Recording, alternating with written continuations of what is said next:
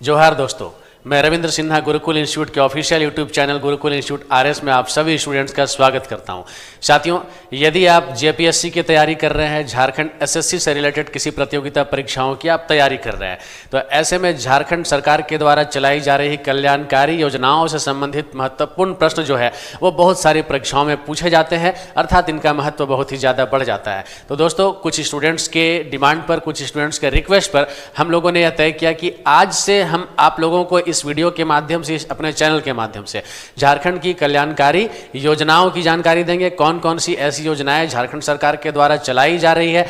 कुछ योजनाएं बहुत पहले शुरू की गई है जो अब भी चल रही है। ऐसे में बहुत सारे ऐसे प्रश्न बनते हैं जो योजना 2020 में शुरू की गई, 2019 में शुरू की गई, 2018 में शुरू की गई, ऐसी योजनाएं अभी भी अगर संचालित है तो ऐसी योजनाओं का महत्व भी बढ़ जाता है। तो ऐसी योजनाओं में कौन कौन सी बातें जानने के योग्य है जो कि आगामी प्रतियोगिता परीक्षाओं में आप लोगों के लिए काम आएंगी। तो दोस्तों, ये वीडियो थोड़ा लंबा तो बनेगा, लेकिन मैं आपको बताऊं कि वीडियो को स्किप बिल्कुल भी नहीं करना है। जो भी जानकारी आपको दी जाए पूरे अच्छे तरीके से वीडियो को देखिए, और जो भी जानकारी आपको दी जा रही है आप ऐसी जानकारी को नोट जरूर कर लीजिए, क्योंकि मैं आपको वादा करता हूं, यकीन दिलाता हूं कि आपको इस वीडियो के माध्यम से अनेक सारी ऐसी महत्वपूर्ण जानकारियां प्राप्त होने वाली है जो शायद आपको पहले प्राप्त नहीं हुई होंगी। तो चलिए हम लोग स्टार्ट करते हैं और अब जानते हैं कौन कौन सी योजनाओं के ऊपर हम लोग अपने चैनल के माध्यम से बातें करने वाले हैं। तो दोस्तों, अगर योजनाओं की बात की जाए तो इसके ऊपर हम लोगों ने 6 अलग अलग टॉपिक को चुना है। आप देखिए हम लोग कौन कौन से टॉपिक पे बात करेंगे।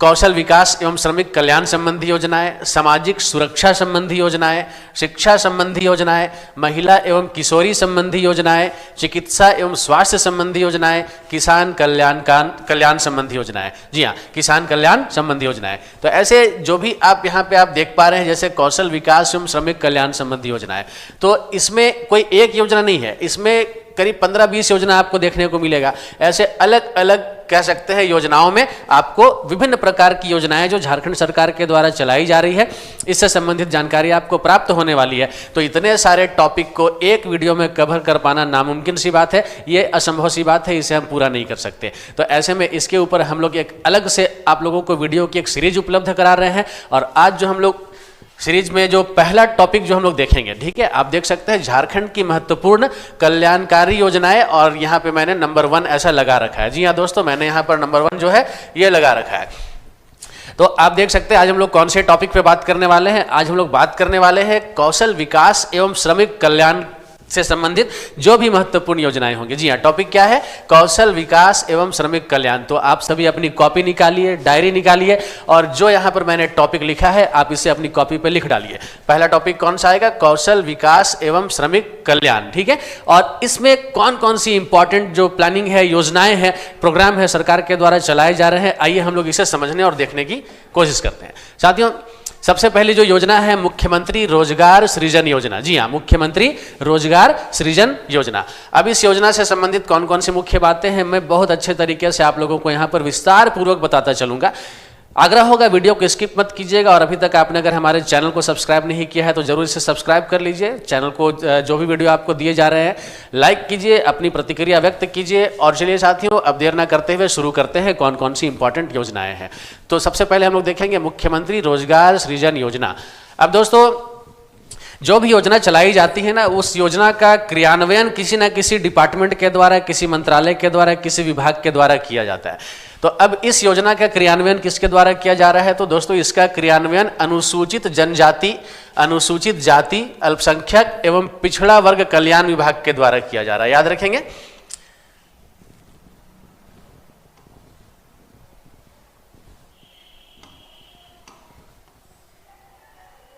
हाँ, विभाग का नाम क्या है? अनुसूचित जनजाति, अनुसूचित जाति, अल्पसंख्यक एवं पिछड़ा वर्ग कल्याण विभाग के द्वारा इसका क्रियान्वयन किया जा रहा है। दोस्तों, योजना की शुरुआत 2021 में की गई थी। बहुत बार आपसे योजनाओं से संबंधित वर्ष पूछे जाते हैं, कौन से वर्ष में यह शुरू किया गया था। तो इस योजना की शुरुआत अर्थात मुख्यमंत्री रोजगार सृजन योजना की शुरुआत किस वर्ष हुई थी? 2021 में हुई थी। नोट कर लेंगे इसे आप लोग। इसके तहत 18 से 50 वर्ष तक के अनुसूचित जाति, जनजाति, पिछड़ा वर्ग एवं अल्पसंख्यक वर्ग तथा दिव्यांग जनों को 40% सब्सिडी के साथ 6% ब्याज दर पर स्वयं का व्यवसाय शुरू करने हेतु ऋण सह अनुदान देने के लिए इस योजना की शुरुआत की गई थी।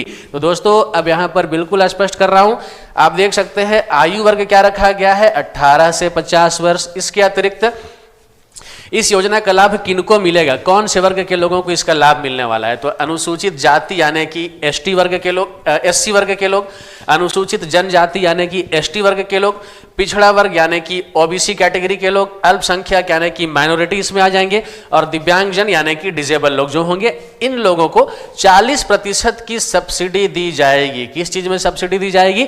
स्वयं का व्यवसाय शुरू करने के लिए जो ऋण उपलब्ध कराया जाएगा उसमें 40% की सब्सिडी जो है वो दी जाएगी। अब दोस्तों इस योजना के तहत कितनी राशि तक का लाभ लिया जा सकता है, तो मैं आपको बता दूं कि इसके तहत 50,000 रुपए से लेकर 50 लाख रुपए तक की राशि का लाभ लिया जा सकता है। तो यहां पर आप लिमिटेशन देख सकते हैं, 50,000 से लेकर कितने तक का, 50 लाख रुपए तक का लाभ जो है वो लिया जा सकता है। हालांकि ये पहले 25 लाख रुपए था, लेकिन इसे अब बढ़ाकर कितना कर दिया गया है, अब इसे बढ़ाकर 50 लाख कर दिया गया है। तो जो भी है एक बार आप इसको संक्षेप में पुनः एक बार समझ लीजिए। योजना का क्रियान्वयन अनुसूचित जनजाति, अनुसूचित जाति, अल्पसंख्यक एवं पिछड़ा वर्ग कल्याण विभाग के द्वारा किया जा रहा है। वर्ष 2021 में शुरू किया गया। आयु सीमा 18 से लेकर 50 वर्ष तक के लोगों के लिए, एसटी, एससी, ओबीसी, माइनॉरिटी और डिसेबल वर्ग के लोगों के लिए यह होगा। और इसका जो सब्सिडी है कितना प्रतिशत इसमें मिलता है, 40%।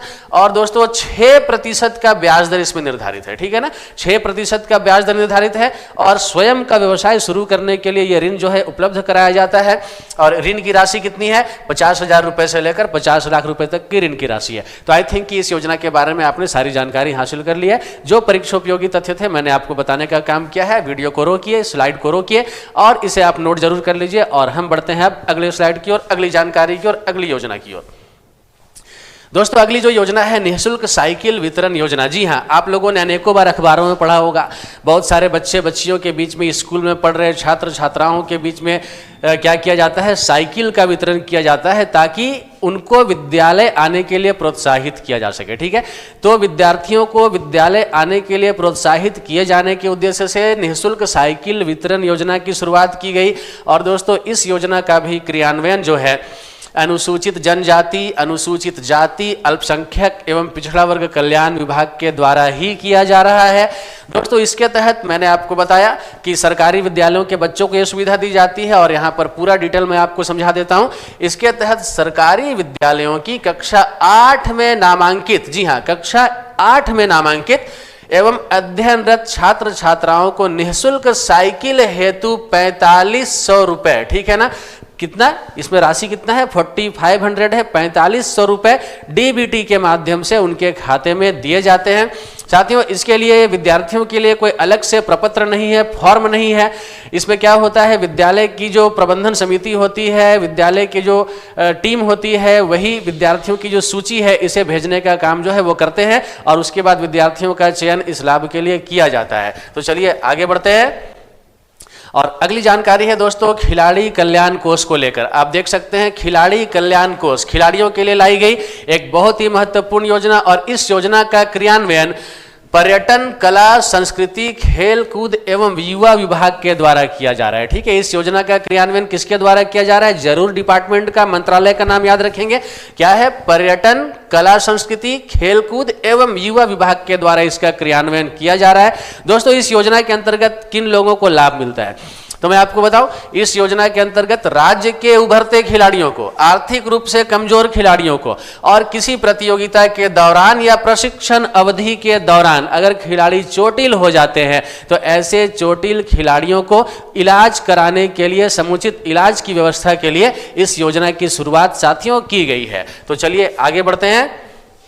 और अब अगली जो योजना है जिसका नाम है मुख्यमंत्री सारथी योजना, जिसे हम लोग सक्षम झारखंड कौशल विकास योजना अर्थात SJKVY के नाम से भी जानेंगे। जी हाँ, मुख्यमंत्री सारथी योजना, बड़ा ही सुंदर नाम है, सक्षम झारखंड कौशल विकास योजना यानी SJKVY, ठीक है ना। अब इसके बारे में मैं आपको बता दूं, इस योजना का क्रियान्वयन किसके द्वारा हो रहा है, तो दोस्तों इस योजना का क्रियान्वयन किया जा रहा है श्रम, नियोजन प्रशिक्षण एवं कौशल विकास विभाग के द्वारा। जी हाँ, श्रम नियोजन प्रशिक्षण एवं कौशल विकास विभाग के द्वारा इस योजना का अर्थात मुख्यमंत्री सारथी योजना का क्रियान्वयन किया जा रहा है। और दोस्तों यह योजना कम से कम 5000 स्क्वायर फुट में, जी हाँ, कम से कम 5000 वर्ग फुट में, स्क्वायर फुट में कौशल विकास केंद्र स्थापित कराने पर केंद्रित है। जी हाँ, अब जहां पर भी इससे संबंधित कौशल विकास केंद्र की शुरुआत की जाएगी तो वहां पर दोस्तों जो एरिया होगा, जो जगह होगा, उसका एक लिमिटेशन तय किया गया है। और उसका लिमिटेशन क्या है कि न्यूनतम 5000 वर्ग फुट की जगह में इस योजना का शुरुआत जो है वो किया जा सकता है। और दोस्तों इसके तहत आवासीय यानी कि रेसिडेंशियल और गैर आवासीय यानी कि नॉन रेसिडेंशियल, ठीक है ना, प्रशिक्षण उद्योग की मांग के अनुरूप दी जाती है। जी हाँ, अब जिस तरीके का डिमांड होगा उसी हिसाब से रेसिडेंशियल या नॉन रेसिडेंशियल प्रशिक्षण जो है वो प्रशिक्षणार्थियों को दिया जाता है। साथियों, प्रशिक्षण की अवधि कितने घंटे की होगी यह भी निर्धारण किया गया है। तो इस योजना के तहत प्रशिक्षण की जो अवधि है वो 40 घंटे की होगी, यानी कि 40 घंटे का प्रशिक्षण प्रशिक्षणार्थियों को दिया जाता है। दोस्तों इसके तहत आयु सीमा जो है 18 से 35 वर्ष रखी गई है। जी हाँ, आयु सीमा 18 से 35 वर्ष रखी गई है। और 18 से 35 वर्ष के युवाओं को गुणवत्तापूर्ण कौशल प्रशिक्षण जो है वो प्रदान किया जाता है। गुणवत्तापूर्ण कौशल प्रशिक्षण प्रदान किया जाता है ताकि उनके अंदर कौशल का विकास किया जा सके, वो स्वयं को स्वरोजगार से, रोजगार से जोड़ने का कार्य कर सके। चलिए, एक महत्वपूर्ण योजना थी, जरूर याद कर लेंगे आप लोग। स्लाइड को रोकिए, जो भी इंपॉर्टेंट चीजें हैं आप इसे जरूर अपनी डायरी पे नोट कर लीजिए। किसी भी प्रतियोगिता परीक्षाओं के लिए बेहद महत्वपूर्ण योजना है। नाम क्या है? मुख्यमंत्री सारथी योजना। चलिए आगे बढ़ेंगे। और कॉलेज शिक्षा और शिक्षण के साथ रोजगार योजना। अब अगला स्लाइड हमें क्या जानकारी देने वाला है भाई, जरा हम देख लें। कॉलेज शिक्षा और शिक्षण के साथ रोजगार। जी हाँ, कितना बढ़िया होगा, पढ़ते पढ़ते लोगों को रोजगार लग जाए। ठीक है, तो क्या है यहाँ पे टाइटल से आप समझ सकते हैं, कॉलेज शिक्षा और शिक्षण के साथ रोजगार। तो इस योजना का क्रियान्वयन किसके द्वारा हो रहा है दोस्तों? अब इस योजना का क्रियान्वयन किया जा रहा है उच्च एवं तकनीकी शिक्षा विभाग के द्वारा। जी हाँ, उच्च एवं तकनीकी शिक्षा विभाग के द्वारा इस योजना को चलाया जा रहा है। और यह योजना दोस्तों कॉलेज में चल रहे पारंपरिक शिक्षा कार्यक्रमों के समानांतर चलता है। मतलब यदि आप ग्रेजुएशन की डिग्री कर रहे हैं तो वो आपका पारंपरिक शिक्षा हो गया, उसके साथ साथ यानी उसके इक्विवेलेंट, उसके समानांतर, ठीक है ना, यह योजना का लाभ लिया जा सकता है। और यह जो योजना है युवाओं को कैरियर विकल्प के रूप में कौशल प्रदान करता है। जी हाँ, ये जो योजना है युवाओं को कैरियर विकल्प के रूप में क्या करता है? कौशल प्रदान करता है। और यह कार्यक्रम 102 उत्तीर्ण उम्मीदवारों के लिए है जो अब विश्वविद्यालयों की शिक्षा का हिस्सा है। और योजना का लाभ पूर्व में उत्तीर्ण छात्र और गैर कॉलेज जाने वाले छात्र भी ले सकते हैं, यानी दूसरे कॉलेज में पढ़ने वाले छात्र भी इस योजना का लाभ जो है वो ले सकते हैं। दोस्तों अब इसके तहत किस प्रकार की शिक्षा विद्यार्थियों को दी जाती है? तो इसके तहत छात्रों को व्यावसायिक शिक्षा दी जाती है। जी हाँ, व्यावसायिक शिक्षा का इसमें जो है प्रदान किया जाता है विद्यार्थियों को लाभ। और एक बहुत ही इंपॉर्टेंट योजना, कॉलेज शिक्षा और शिक्षण के साथ रोजगार। चलिए हम लोग आगे बढ़ेंगे। और अगली जानकारी है दीनदयाल उपाध्याय कौशल विकास केंद्र। जी हाँ, DDUKK। जी हाँ, दीनदयाल उपाध्याय कौशल विकास केंद्र। अब इसके बारे में साथियों मैं आपको बताना चाहूंगा, इस योजना का क्रियान्वयन कौन सा विभाग कर रहा है? तो इसका जो विभाग होगा यह कौन सा है? उच्च एवं तकनीकी विभाग। ठीक है, उच्च एवं तकनीकी शिक्षा विभाग के द्वारा इसका जो क्रियान्वयन है वो किया जा रहा है। और यह योजना कम से कम, इससे पहले मैंने आपको सारथी योजना बताया 5000 स्क्वायर फुट, लेकिन यह साथियों क्या है? 25,000 वर्ग फुट में कौशल विकास केंद्र स्थापित करने पर केंद्रित है। यानी कि न्यूनतम 25,000 वर्ग फुट स्क्वायर फुट की जगह में कौशल विकास केंद्र स्थापित किया जा सकता है। और प्रशिक्षण की अवधि यहां पर कितनी है? 576 घंटे। याद रखेंगे, 576 घंटे प्रशिक्षण की अवधि होगी। और इस योजना का लाभ कौन से आयु वर्ग के लोग ले सकेंगे?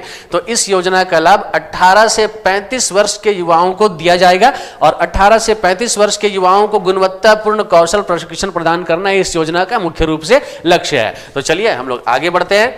और अगली जानकारी है ग्रामीण युवाओं को कुशल बनाने के लिए प्रखंड स्तरीय संस्थान। जी हाँ, ग्रामीण युवाओं को कुशल बनाने के लिए प्रखंड स्तरीय संस्थान। साथियों इस योजना का क्रियान्वयन अब किसके द्वारा किया जा रहा है? तो इसका क्रियान्वयन किया जा रहा है श्रम नियोजन प्रशिक्षण एवं कौशल विकास विभाग के द्वारा। ठीक है, याद रख लेंगे, श्रम नियोजन प्रशिक्षण एवं कौशल विकास विभाग के द्वारा इसका क्रियान्वयन किया जा रहा है। दोस्तों इस योजना के तहत भी 5000 वर्ग फुट में कौशल विकास केंद्र स्थापित किया जाना होता है। यानी इसके लिए जगह जो तय की गई है कितने स्क्वायर फुट होना चाहिए, 5000 स्क्वायर फुट होना चाहिए। और योजना के तहत जो प्रशिक्षण दिया जाएगा वो प्रखंड स्तर पर सरकारी या गैर सरकारी भवनों में स्थापित जो है किया जाएगा, जो प्रशिक्षण केंद्र होगा। ठीक है ना, यह प्रशिक्षण केंद्र कहां होगा, किसी भी ब्लॉक में यदि कोई सरकारी भवन है जिसकी जो एरिया है वो 5000 वर्ग फुट हो, या फिर गैर सरकारी भवन भी हो, तो वहां पर इसका जो केंद्र है वो बनाया जा सकता है। और दोस्तों इस योजना का लाभ कौन ले सकते हैं, तो इस योजना का लाभ एससी यानी कि शेड्यूल्ड कास्ट है ना, इसके अलावा अनुसूचित जनजाति के लोग, ओबीसी कैटेगरी के लोग और 18 से 50 वर्ष तक की आयु सीमा के लोग जो है इसका लाभ ले सकते हैं। एक महत्वपूर्ण योजना, ग्रामीण युवाओं को कुशल बनाने के लिए प्रखंड स्तरीय संस्थान। साथियों इसे ही बिरसा योजना भी कहा जाता है। ठीक है, इसका नाम और क्या है, बिरसा योजना इसे ही कहा जाता है। तो यहां पर आप ये भी जरूर याद रख लेंगे, बिरसा योजना इसी का नाम है। चलिए हम लोग आगे बढ़े और अगली जानकारी है मुख्यमंत्री झारखंड अंतर्राष्ट्रीय प्रवासी श्रमिक अनुदान योजना।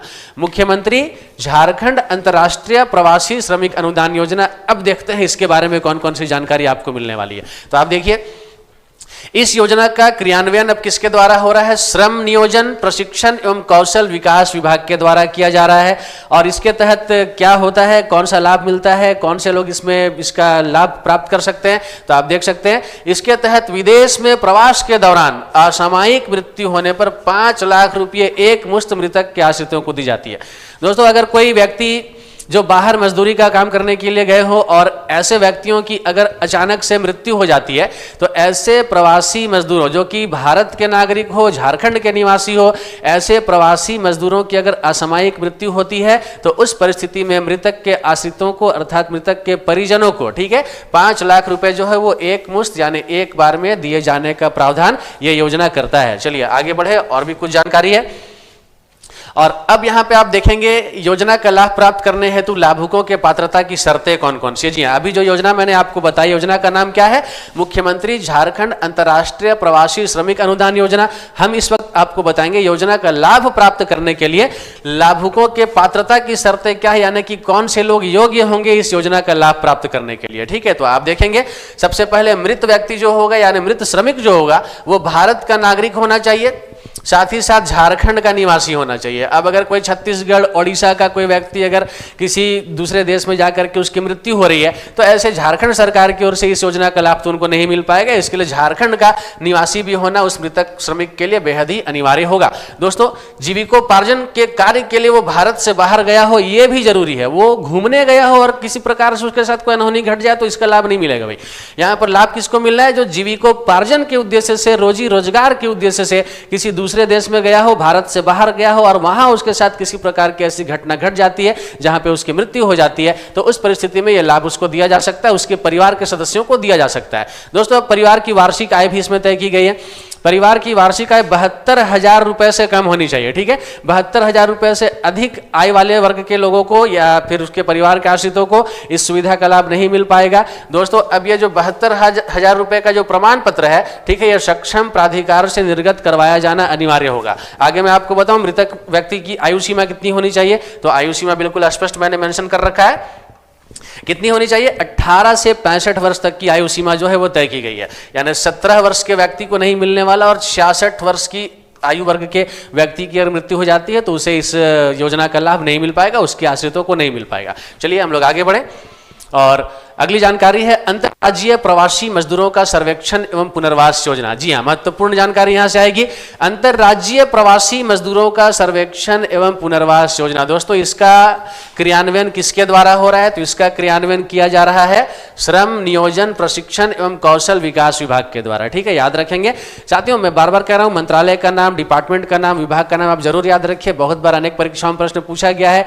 इस योजना का क्रियान्वयन किस विभाग के द्वारा किया जा रहा है। तो ऐसे सबसे पहले प्रत्येक योजना की शुरुआती लाइन में ही मैंने इस चीज को मेंशन कर रखा है जो कि इसके महत्व को भी दर्शाता है। तो आप यहां से देख सकते हैं इस योजना का क्रियान्वयन श्रम नियोजन प्रशिक्षण एवं कौशल विकास विभाग के द्वारा किया जा रहा है। और इसके तहत आपको जानकारी दे दूं कि प्राकृतिक आपदा, या दुर्घटना में राज्य से बाहर प्रवासी श्रमिकों की मृत्यु हो जाती है, या फिर वो अशक्त हो जाते हैं, निशक्त हो जाते हैं, मतलब वो दिव्यांग के कोटे में अगर चले जाते हैं, तो उस कैटेगरी में दोस्तों अनुदान राशि दिए जाने का प्रावधान है। और मैं आगे आपको बताऊं कि जो अंतर्राज्यीय प्रवासी मजदूरों का जो सर्वेक्षण एवं पुनर्वास योजना है, इसके तहत अलग अलग प्रकार से इसकी कैटेगरी अपनी बनाई गई है, जिसका विवरण मैंने इस स्लाइड में दे रखा है। आप इसका स्क्रीनशॉट ले लीजिए, अपनी डायरी में, अपनी कॉपी पे, जहां भी आप झारखंड की तथ्यों को नोट्स करते हैं, आप इसे नोट कर लीजिए, क्योंकि एक बहुत ही आकर्षक चीज मैं यहां से आपको बताने जा रहा हूं, जो कि आपको प्रतियोगिता परीक्षाओं में काम आएगा ही आएगा।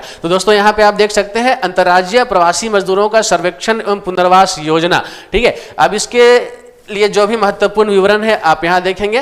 पहला विवरण है मृत्यु या अस्थायी या पूर्ण अशक्तता होने पर, ठीक है। यदि श्रमिक की मृत्यु हो जाती है या फिर वो अस्थायी रूप से या पूर्ण रूप से विकलांग हो जाता है, अशक्त हो जाता है, तो उस केस में श्रमिकों की जो कैटेगरी बनाई गई है वो दो कैटेगरी बनाई गई है, एक रजिस्टर्ड और एक अनरजिस्टर्ड, यानी कि एक निबंधित श्रमिक और दूसरा अनिबंधित श्रमिक, ठीक है। तो इस परिस्थिति में जो निबंधित श्रमिक होंगे उनके परिवार के लोगों को या फिर उस श्रमिक को, ठीक है ना, मृत्यु होने पर परिवार के लोगों को और अशक्त हो जाने पर श्रमिक को, ठीक है, कितने लाख रुपए दिए जाएंगे? 2 लाख रुपए दिए जाएंगे। जबकि अनिबंधित श्रमिक के परिवार के सदस्यों को या श्रमिक को 1.5 लाख रुपए दिए जाएंगे। और यदि दुर्घटना के दौरान श्रमिक की 2 आंखें चली जाती हैं या उसे 2 अंगों की हानि हो जाती है, मान लीजिए 2 हाथ थे और दोनों हाथ उसके खराब हो गए, दोनों पांव उसके खराब हो गए, और या फिर दोनों आंखें खराब हो गई, तो इन परिस्थिति में साथियों निबंधित श्रमिक को क्या मिलेगा? 2 लाख रुपए मुआवजा स्वरूप दिया जाएगा और अनिबंधित श्रमिकों को 1.5 लाख रुपए साथियों दिए जाएंगे।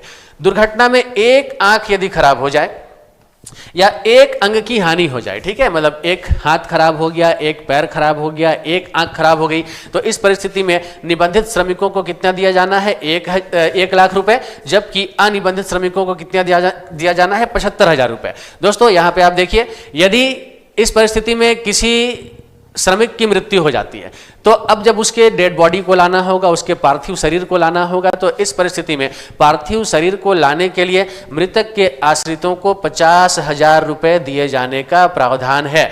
मृतक के आश्रितों को पार्थिव शरीर लाने के लिए 50,000 रुपए दिए जाने का प्रावधान है।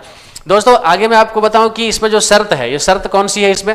तो मृत श्रमिक भारत का नागरिक होना चाहिए, ये पहला शर्त है। जो भी व्यक्ति की मृत्यु हो रही है वो सबसे पहले भारत का नागरिक होना चाहिए और झारखंड का निवासी भी होना चाहिए। तो आप यहां देख सकते हैं, मृत श्रमिक भारत का नागरिक तथा झारखंड का निवासी हो और जीविकोपार्जन हेतु राज्य से बाहर गया हो। मैं फिर से मेंशन करूंगा, घूमने के इरादे से गया और कोई दुर्घटना घट गई तो फिर इस योजना का लाभ नहीं मिल पाएगा।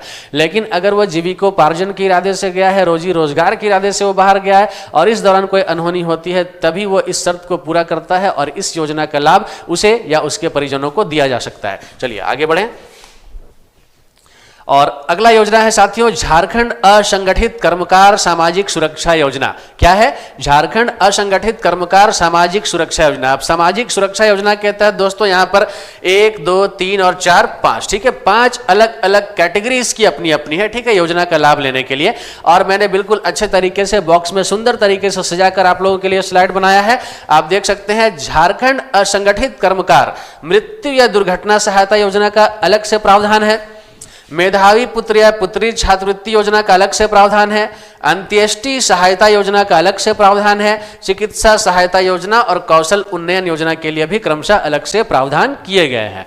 तो दोस्तों अब बारी बारी से इसके प्रावधान को हम लोग जानेंगे और अब समझते हैं झारखंड असंगठित कर्मकार मृत्यु, जिसे हमने पहले स्लाइड में यानी पहले बॉक्स में दिया था, झारखंड असंगठित कर्मकार की मृत्यु या दुर्घटना सहायता योजना, ठीक है ना। तो दोस्तों इसके तहत मृत्यु होने पर 50,000 रुपए दिए जाएंगे और दुर्घटना में मृत्यु होने पर 1 लाख रुपए का सहायता अनुदान दिया जाता है। जी हाँ, सामान्य स्थिति में अगर मृत्यु होती है, सामान्य परिस्थिति में मृत्यु होती है तो उस केस में 50,000 रुपए दिए जाने हैं। जबकि अगर दुर्घटनावश मृत्यु हो जाती है तो उस परिस्थिति में 1 लाख रुपए मुआवजे स्वरूप दिए जाएंगे। और दोस्तों आयु सीमा कितनी है? तो आयु सीमा 18 से लेकर 59 वर्ष तक के बीच में होनी चाहिए, ठीक है, 18 से 59 साल। आगे बढ़ेंगे। और अगला जो कैटेगरी था मेधावी पुत्र या पुत्री छात्रवृत्ति योजना। साथियों झारखंड असंगठित कर्मकार जो है सामाजिक सुरक्षा योजना के तहत मेधावी पुत्र और पुत्री की छात्रवृत्ति योजना से संबंधित प्रावधान भी इसमें आता है। और इसके तहत कक्षा 1 से, जी हाँ, पहली क्लास से लेकर इंजीनियरिंग या मेडिकल में अध्ययनरत विद्यार्थियों को, विद्यार्थी में छात्र और छात्राएं दोनों आ सकते हैं, यानी लड़की और लड़का दोनों के लिए, पुत्र और पुत्री दोनों के लिए, ठीक है। क्या होता है उसमें 250 रुपये से लेकर 8000 रुपये तक की वार्षिक छात्रवृत्ति दी जाती है। और निबंधित कामगार के 2 संतानों को इस योजना का लाभ मिल सकेगा। यदि कोई निबंधित कर्मकार जिसके कि 3 या 4 या ज्यादा संतानें हो तो सभी संतानों को इस योजना का लाभ नहीं मिलना है, 2 संतानों को मिनिमम मैक्सिमम इसका लाभ जो है वो दिया जा सकता है, मिल सकता है। चलिए आगे बढ़े हम लोग।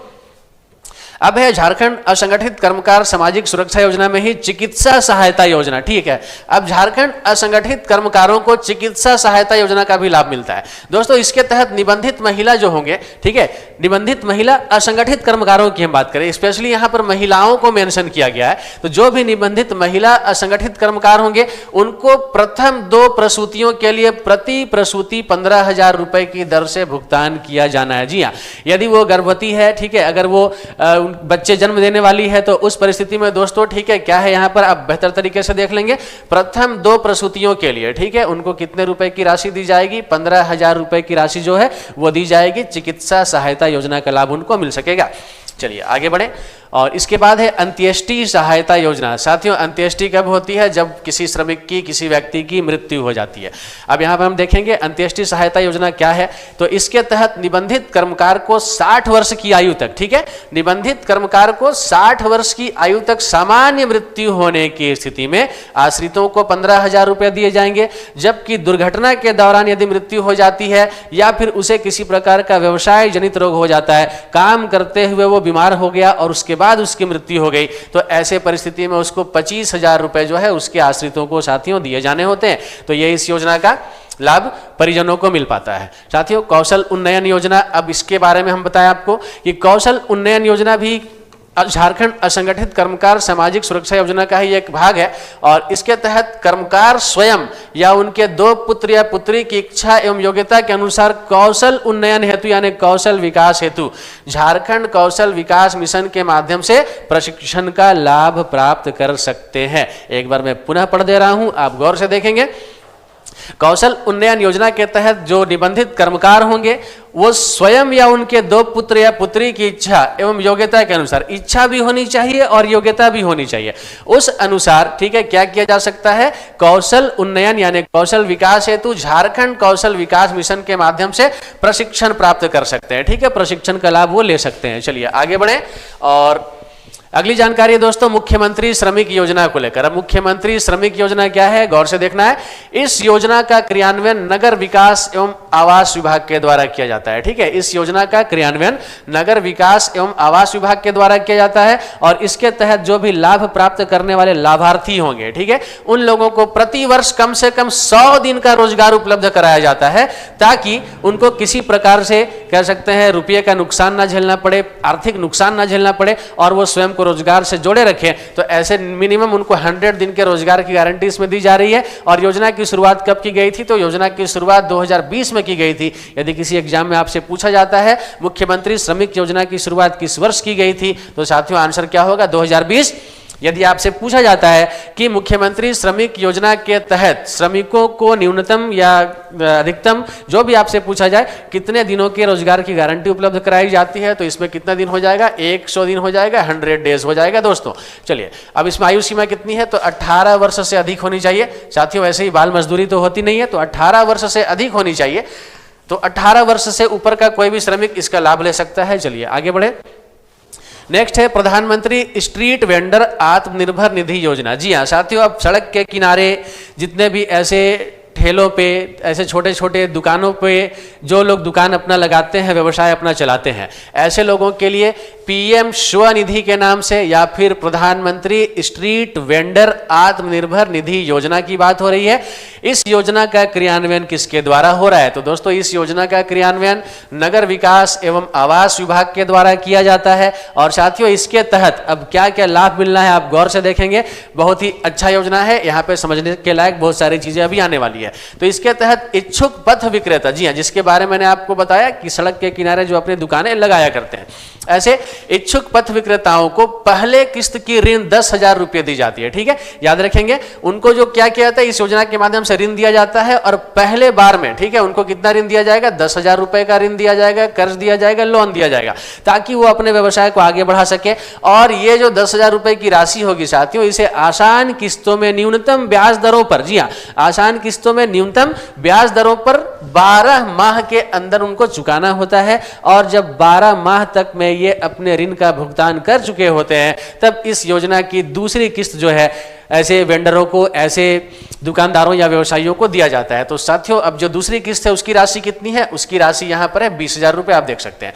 और जब 20,000 रुपए की राशि भी जब चुकता कर दी जाएगी, तो उसके बाद ऋण की तीसरी किस्त का भी भुगतान प्राप्त किया जा सकता है, इसका भी लाभ लिया जा सकता है। तो तीसरा किस्त का राशि कितना यहां पर 50,000 रुपए, याद रखेंगे 50,000 रुपए। पहली बार में कितना 10,000, दूसरी बार में कितना 20,000, और तीसरे किस्त के रूप में कितने रुपए का भुगतान होता है एज ए लोन, यानी ऋण के रूप में, तो 50,000 रुपए निर्धारित इसमें की गई है। दोस्तों, डिजिटल लेन देन की स्थिति अगर होती है, अगर कोई भी दुकानदार जो कि डिजिटल लेन देन को बढ़ावा दे रहा है, ठीक है, तो उस परिस्थिति में जो ऋण धारक होगा, जो पथ विक्रेता होंगे, ऐसे लोगों को प्रति माह 100 रुपये कैशबैक के रूप में प्रोत्साहन स्वरूप दी जाती है, यानी 100 रुपए उनको वापस किए जाते हैं। ठीक है, ये कैशबैक यहां पर हो गया। ठीक है, तो ये हो गया प्रति माह कितने रुपए, 100 रुपए का क्या मिलता है उनको, कैशबैक मिलता है। चलिए हम लोग आगे बढ़ेंगे। और अब अगला जो योजना है, इसका नाम है दीनदयाल उपाध्याय ग्रामीण कौशल्य योजना। जी हाँ, DDU-GKY, यानी दीनदयाल उपाध्याय ग्रामीण कौशल्य योजना, इस योजना का नाम है। और इसके तहत ग्रामीण क्षेत्र के गरीब परिवारों के 18 से 35 वर्ष के युवाओं को, ठीक है, निःशुल्क आवासीय कौशल प्रशिक्षण जो है उपलब्ध कराया जाता है। याद रखेंगे आयु सीमा कितनी है, 18 से 35 वर्ष के जितने युवा होंगे, उनको इसका लाभ मिल सकेगा। और इसके अंतर्गत युवाओं को अपने पसंद के ट्रेड में प्रशिक्षण को लेकर, ठीक है ना, काम किया जाता है। एक बार फिर से आप समझेंगे, इसके अंतर्गत युवाओं को अपने पसंद के ट्रेड में प्रशिक्षण लेकर संगठित क्षेत्र में नौकरी से जुड़ने के अवसर भी उपलब्ध कराए जाते हैं। ठीक है, अब प्रशिक्षण तो मिल गया, प्रशिक्षण के बाद इनको प्लेसमेंट भी दिया जाएगा, इनको नौकरी से जुड़ने के, नियोजन से जुड़ने के अवसर भी उपलब्ध कराए जाएंगे। और यहाँ पर एक जो प्रोत्साहित करने वाली बात है वो क्या है, आप देखिए सबसे नीचे के लाइन में क्या आपको दिखाई दे रहा होगा, युवाओं को नौकरी उपलब्ध होने के बाद भी, जी हाँ, अगर किसी युवा का प्लेसमेंट हो गया है तो नौकरी उपलब्ध होने के बाद भी पोस्ट प्लेसमेंट, ठीक है, पोस्ट प्लेसमेंट सपोर्ट उनको दिया जाता है। और 2 से 6 माह तक का सहयोग राशि इस योजना के तहत उनको दिया जा सकता है। कब से कब तक का, 2 से 6 माह तक का। हाँ, अगली जानकारी है दोस्तों, रेशम उत्पादकों उन्नत तकनीक का पुनश्चर्या प्रशिक्षण योजना। याद रखेंगे, अब अगली जो योजना है नाम क्या है, रेशम उत्पादकों उन्नत तकनीक का पुनश्चर्या प्रशिक्षण योजना। दोस्तों, अब इस योजना का क्रियान्वयन किसके द्वारा हो रहा है, तो इस योजना का क्रियान्वयन उद्योग विभाग के द्वारा किया जाता है। ठीक है, और इसके तहत क्या होता है, तो इसके तहत रेशम उत्पादकों को लाभ मिलता है। क्या क्या इसमें है देखेंगे हम लोग। रेशम उत्पादकों को कीट पालन के लिए 3 दिवसीय उन्नत तकनीक का पुनश्चर्या प्रशिक्षण दिया जाता है और परियोजना केंद्रों के माध्यम से ये जो प्रशिक्षण है उनको प्रदान किया जाता है। मैं फिर से आपको बता दूं कि रेशम के कीट पालन का 3 दिनों का जो प्रशिक्षण है वो प्रदान किया जाएगा। ठीक है, और इस 3 दिवसीय प्रशिक्षण हेतु, ठीक है, कृषक 1,000 रुपये क्षतिपूर्ति अथवा मानदेय स्वरूप प्राप्त कर सकते हैं। यानी कि 3 दिनों तक यदि किसान अपने सारे कामों को छोड़कर प्रशिक्षण के लिए गए हैं, तो साथियों इस योजना के तहत क्या होता है, इनको 3 दिनों का जो क्षतिपूर्ति इनका हो रहा है, इसकी भरपाई के लिए 1,000 रुपये जो है इस योजना के तहत उनको दिए जाते हैं, मानदेय के रूप में या फिर क्षतिपूर्ति के रूप में, कंपनसेशन के रूप में। साथियों, इस योजना का लाभ देखिए कौन ले सकते हैं, तो इस योजना का लाभ परियोजना केंद्र के कार्य क्षेत्र के अंतर्गत कार्य करने वाले रेशम कृषक ले सकते हैं। ठीक है, ऐसे किसान जो कि रेशम के कीट पालन का काम कर रहे हैं, इसके ऊपर में अपना व्यवसाय को आगे बढ़ा रहे हैं, तो ऐसे कृषकों को इस प्रशिक्षण का लाभ दिया जा सकता है, इसका प्रशिक्षण दिया जा सकता है। तो आपने अभी साथियों यहाँ पर देखा कि रेशम उत्पादकों उन्नत तकनीक का पुनश्चर्या प्रशिक्षण क्या है, तो ये 3 दिवसीय बेसिकली एक प्रशिक्षण है और ये किसको दिया जाता है, रेशम उत्पादकों को दिया जाता है। और 3 दिनों के अंदर जो उनकी क्षतिपूर्ति होती है, क्षतिपूर्ति के रूप में उनको 1,000 रुपए जो है भरपाई स्वरूप दिए जाते हैं। तो साथियों, आज इस वीडियो के माध्यम से आप लोगों ने जितनी भी महत्वपूर्ण योजनाएं, ठीक है, थी, आप उसे जानने का काम किए। और इसका टॉपिक साथियों कौन सा था आज का, तो आज का जो हमारा टॉपिक था, कौशल विकास एवं श्रमिक कल्याण संबंधी योजनाएं। ठीक है, कौन सा टॉपिक है? कौशल विकास एवं श्रमिक कल्याण संबंधी योजनाएं आज हम लोगों ने जानने का काम किया।